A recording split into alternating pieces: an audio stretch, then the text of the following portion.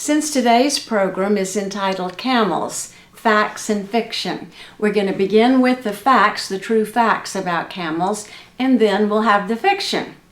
Now, this book comes from the non-fiction part of the library, Summit Library. The number on it is 399.63. That's where you would find it in the library. And after I turn it in, which will probably be tomorrow, you can check it out if you like. The title of the book is Camels, and it's by Judith Django Cohen.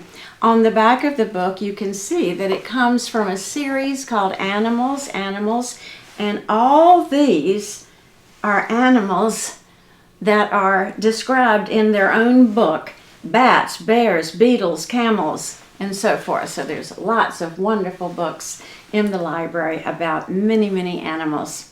Now, the first picture you see here is a rare wild Bastrian camel saying hello to you and to me.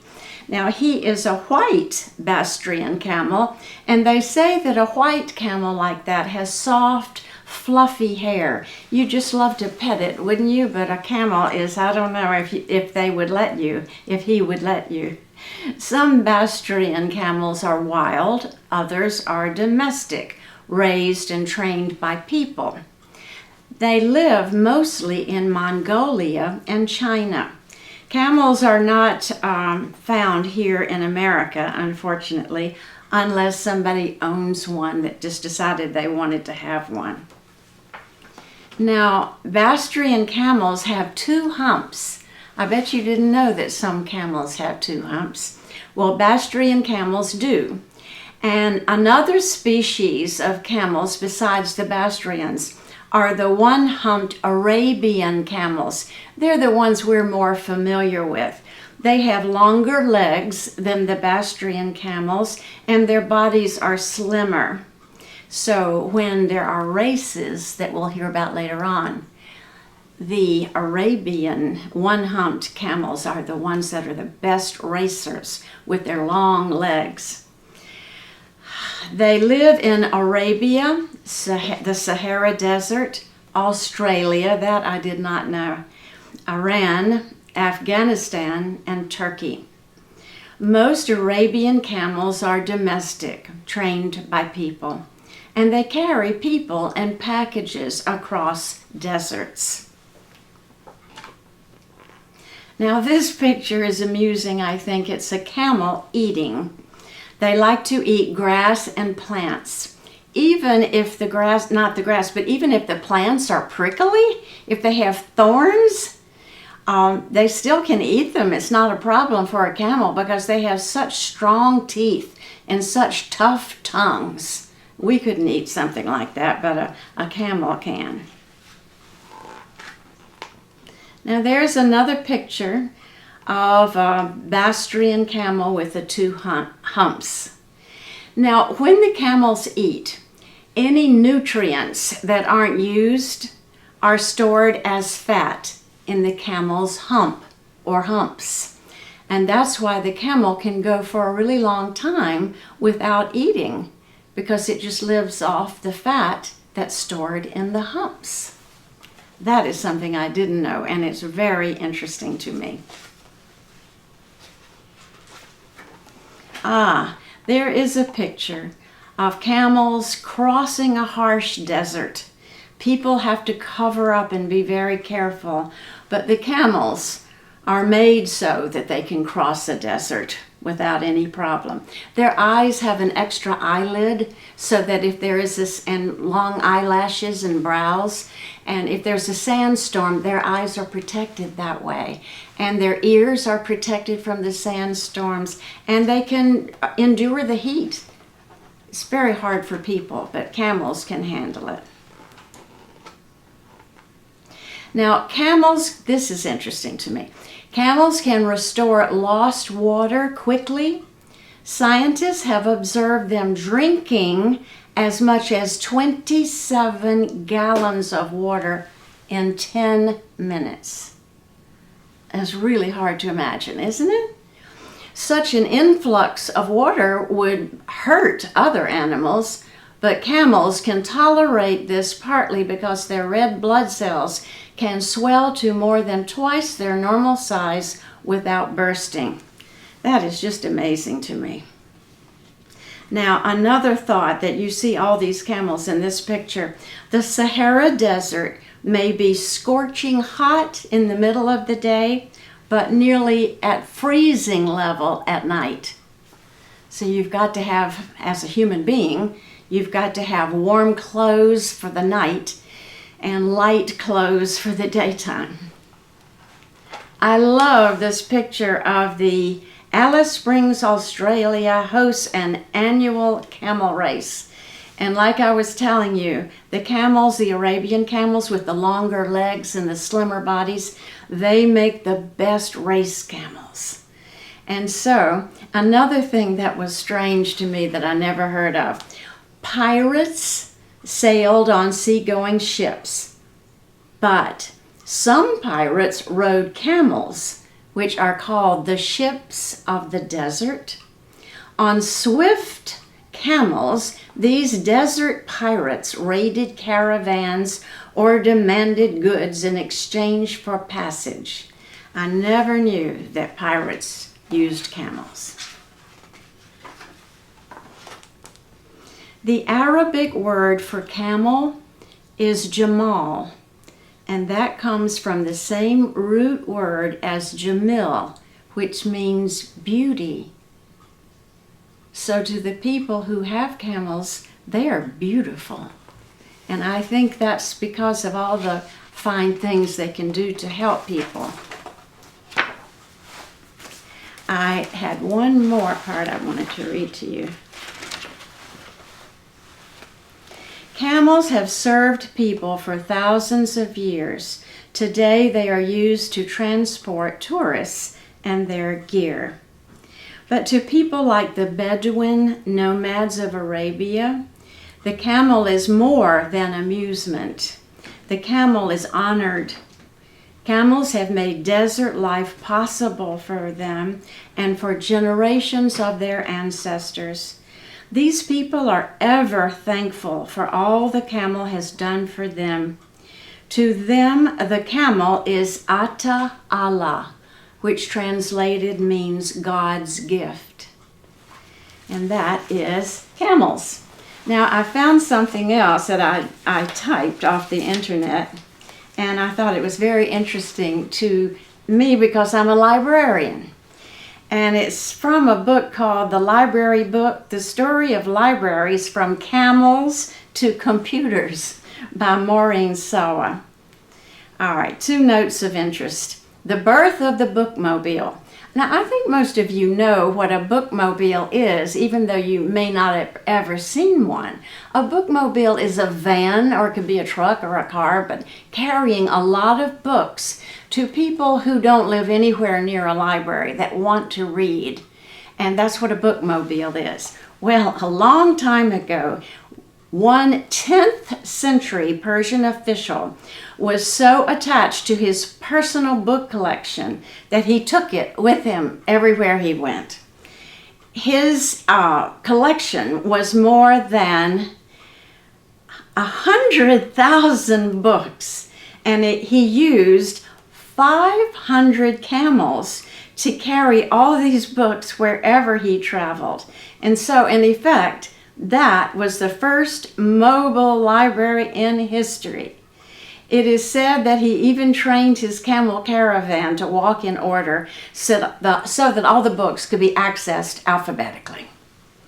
Now, around the globe, people have taken the books for all. Philosophy of Andrew Carnegie, Benjamin Franklin, and other people like them, and given it life in unusual and surprising forms. In northeastern Kenya, for example, camels lumber across the desert sands, just as they did in the days of that 10th century vizier in Persia. They bring books to rural country villages where illiteracy, where people don't have books and many people can't read, is a crippling problem. So that's wonderful to know that camels are still used as bookmobiles today. And those are the facts about the camels. Now we'll go on to the fiction. Now, the song we're going to do now is called In the Summertime. And it was originally performed and popular by a band called Mungo Jerry. It was on the radio all the time. And the lead singer of that band, Ray Dorset, wrote the song. Now, I have changed the words to the song to fit us better, what we do in the summertime. So as I always say, I've decomposed the words. In the summertime, when the weather's fine, you can reach right up and touch the sky. When the weather's fine, we go swimming, we go fishing all the time. Ride your bike, fly a kite, go out and see what you can find. Give your mom a break, take her out for a meal. Give your daddy $5, help him out, that's the deal. Run along the lane, do a hop, do a skip or 25. Make time for reading, that's the way to enrich your mind. You're not bad kids, you're not dirty, you're not mean. You love everybody and you always say please when the weather is fine. You play with friends and go to the library. You're always happy, life's for living, yes, that's our philosophy. Sing along with us, da-da-dee-dee-dee, dee-dee-dee-da-da, yeah, we're happy. Dee-da-dee-da-da, dee-da-da-dee-da-da-dee-da-da. Life's for living, yeah, that's our philosophy.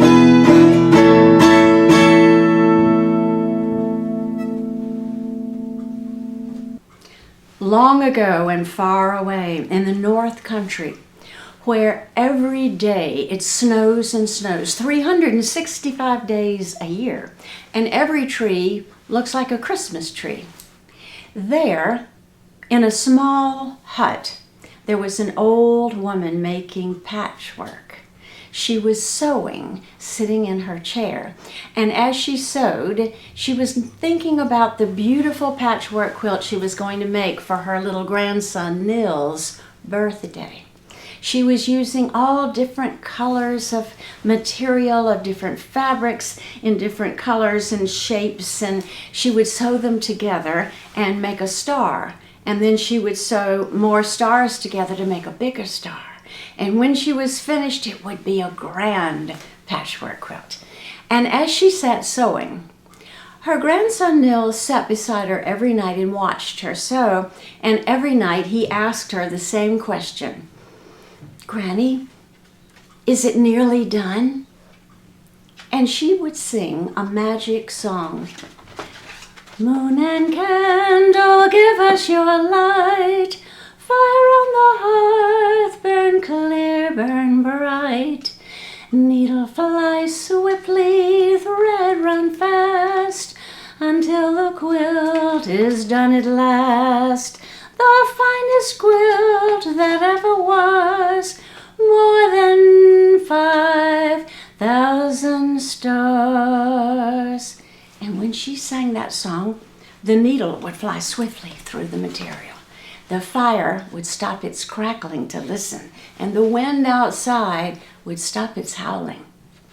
The quilt was nearly finished. It was going to be ready in time for Nils' birthday. Now, far, far to the south of Mrs. Newt's little cottage, in the hot desert country where it never rains, an evil wizard lay sleeping on his magic carpet. He was surrounded by 12 camels that were shading him from the hot desert sun. The wizard's name was Ali Beg, and he was a very, very bad wizard. He treated his camels badly, rarely ever gave them anything to eat or drink, made them shade him every day. Even at night when he went out, they had to still stand there with green lights around their necks so that when Ali Beg flew home on his magic flying carpet, he could see where to land. Now, every night when it was getting dark, Ali Beg would take out a little wooden box, and inside was a magic crystal ball. He would look into that and see all the wonderful things in the world that he could steal. And so he would fly off on his magic carpet and steal anything he wanted. He was such a thief. Every thing he had was stolen. His magic carpet was stolen, his clothes were stolen, even the camels were stolen. And the green lights that they had around their necks at nighttime, they too were stolen. They were really traffic lights that were in the city of Beirut. He flew over one night, took all the traffic lights, and the traffic came to a complete stop.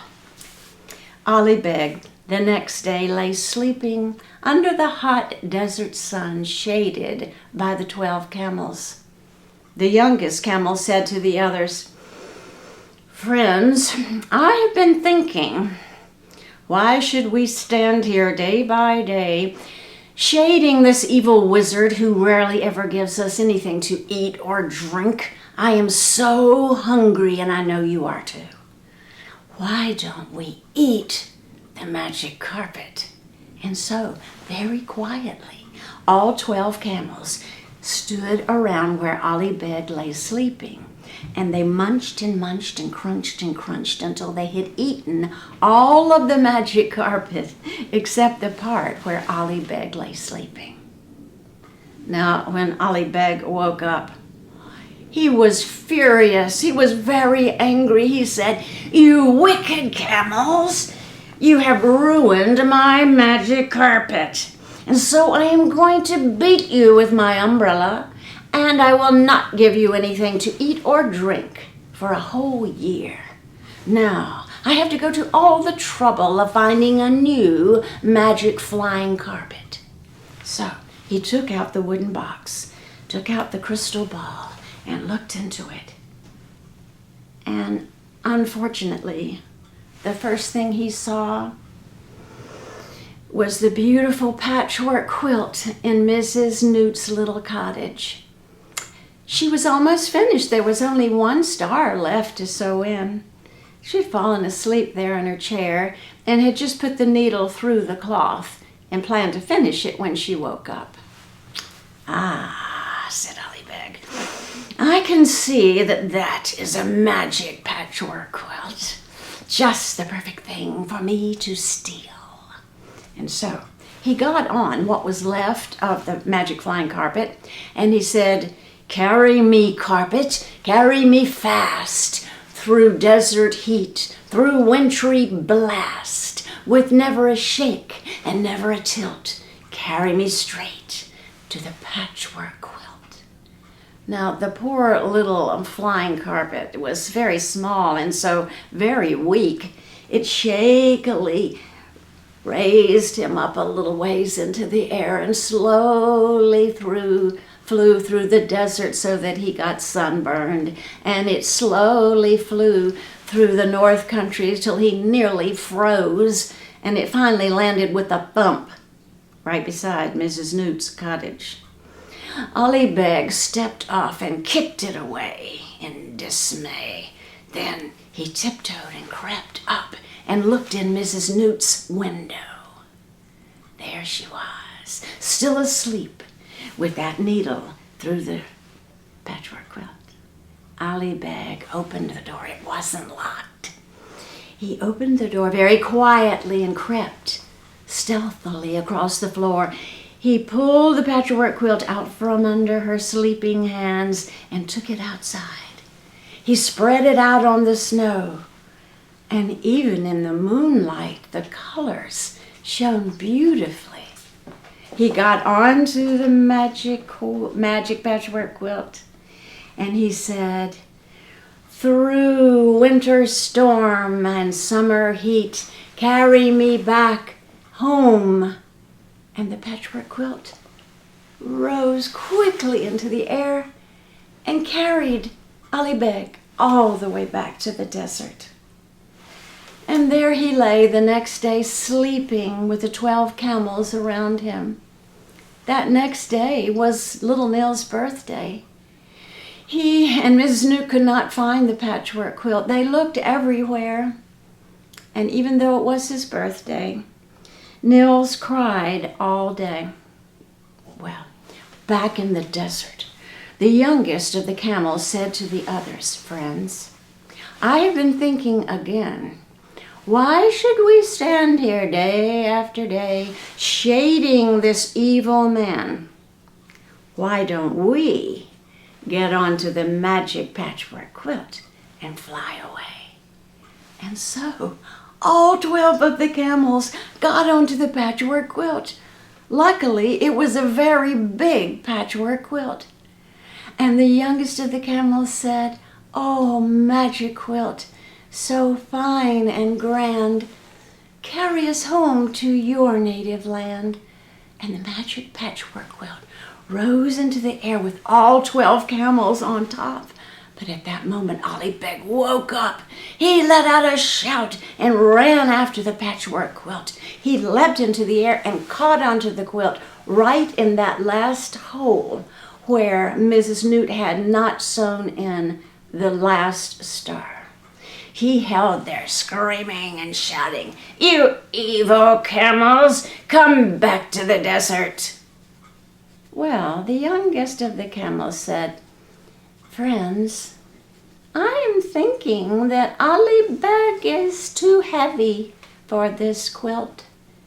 And so the camels wiggled and jiggled and jiggled and wiggled until the needle that Mrs. Newt had stuck through the cloth while she was sleeping, the needle came loose and stuck Ali Beg right on the finger. He let out a scream and let go. And down and down and down he fell, and that was the end of the evil Ali Beg. And the magic patchwork quilt flew on and landed right beside Mrs. Newt's cottage. Little Nils was looking out the window. He said, "Granny, Granny, come quickly and look.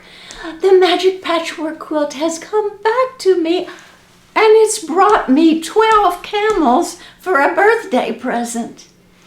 "Well," said Mrs. Newt, "if they are going to live here with us, I shall have to make them nice warm jackets."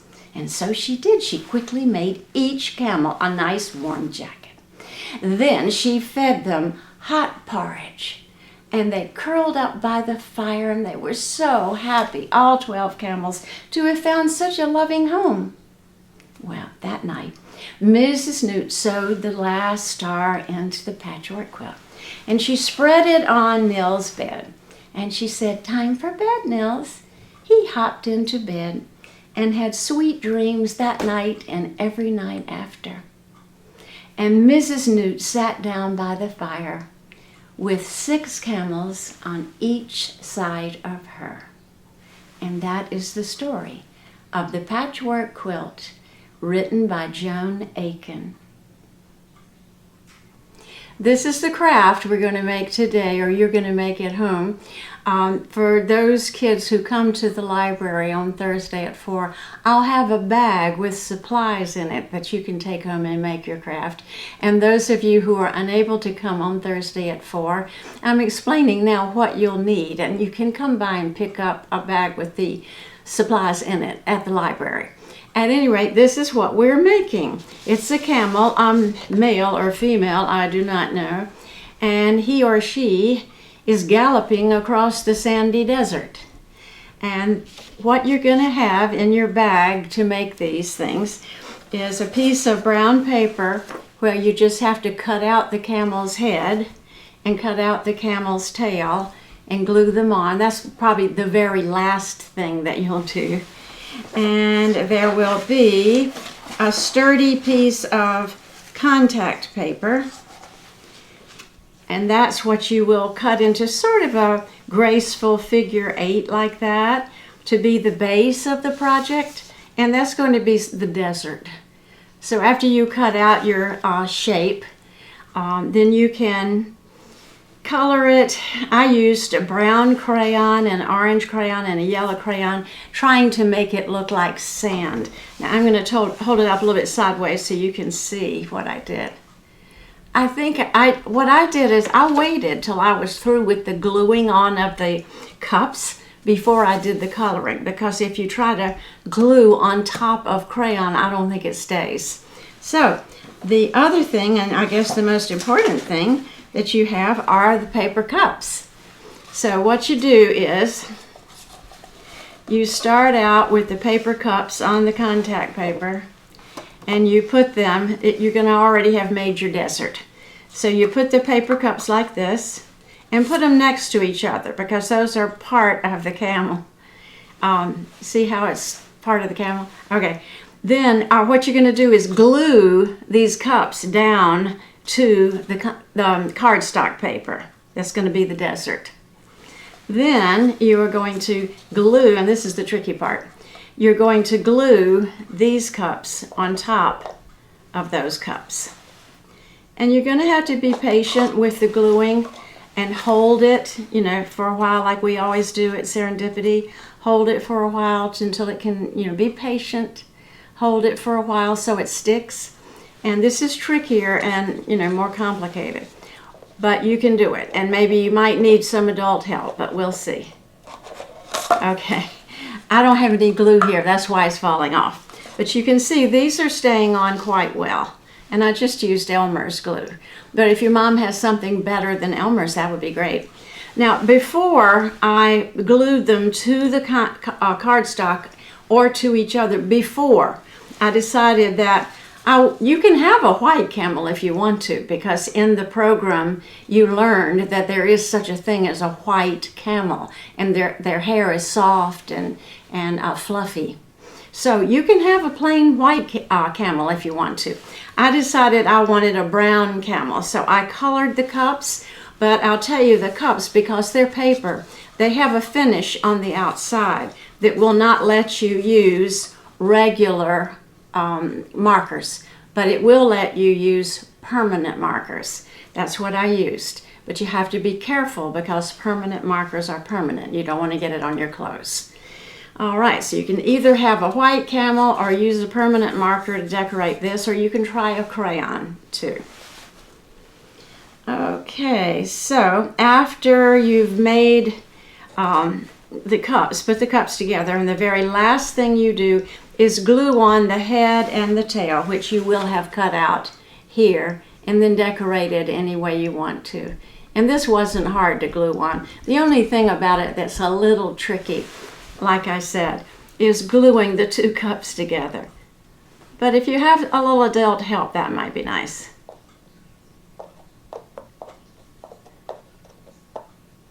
You can see they did stay together over here very well. I'm also going to have in the paper bag the website where I found this project online, so that if your adult wants to check it out online, it's a fun website. I think you'd enjoy seeing it. So, and you have your instructions now. This is what you do. And that is the craft for this week. Now, thank you so much for listening today, and I hope you learned a lot about camels like we did. I found it very interesting, and I hope you enjoyed our stories as well. Next week, I will be on vacation in Colorado, and Miss Anne Marie, who is great, will take over Serendipity next week. On July 29th, when I'm back from my vacation, we're going to do a really interesting program on the Galapagos Islands. It has a lot of surprising and interesting animals. See you then.